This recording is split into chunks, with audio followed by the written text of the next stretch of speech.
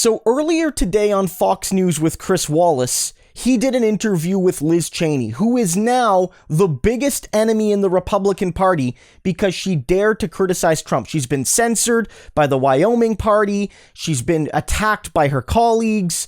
But I think I want to play a clip for you because it shows not only that Liz Cheney thinks Trump should be impeached, but that maybe he should be going to jail. It was, just over a month ago.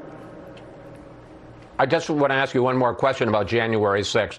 When you voted to impeach the president, you said this.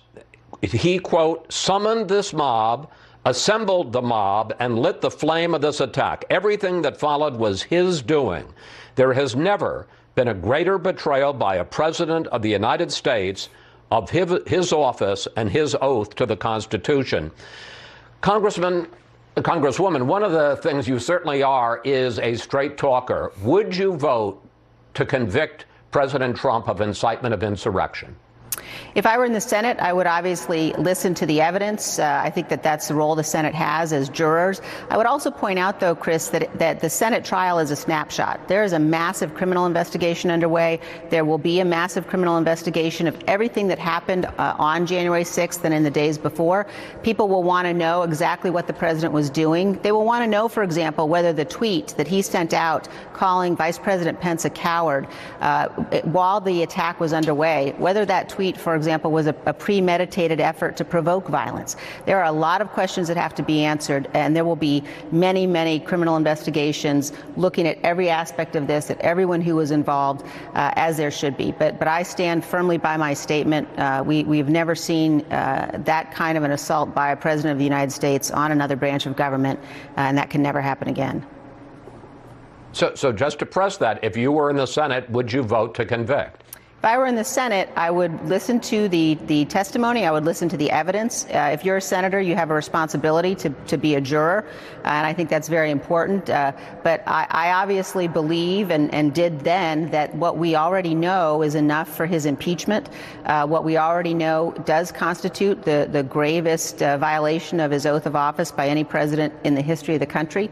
And this is not something that we can simply look past or pretend didn't happen or try to move on. We've got to make sure this never happens again.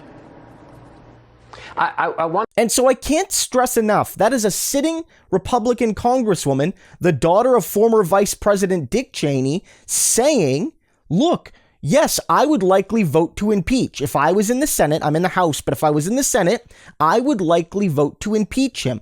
I would likely, upon hearing the evidence, agree that he incited, an attack on democracy, on the Capitol, on Congress people, and including the Vice President, and vote to convict. But she's right in noting that impeachment is not the end of this. It's not. She says there's going to be very many criminal investigations, and I don't think she's just talking about the ones we've been seeing about the people that went into the building on the 6th. She's talking about Trump himself. She gives just one crucial example there, where Mike Pence was basically targeted by Trump while the event was happening, while people were in the Capitol looking for Pence, looking for Pelosi, looking for AOC, looking for anyone they could find, but some people in particular. Mike Pence was targeted in a tweet by Trump calling him a coward. Now, you might have to draw some connections there to make that explicitly an attack on Pence or a call to attack Pence, but it's not unreasonable to make those linkages. And so I think it's very, very interesting to see that Liz Cheney is saying, look, fundamentally, guys, this man didn't just commit political crimes that, impeachment will deal with. He might have committed legal, criminal crimes that should and could land him in jail.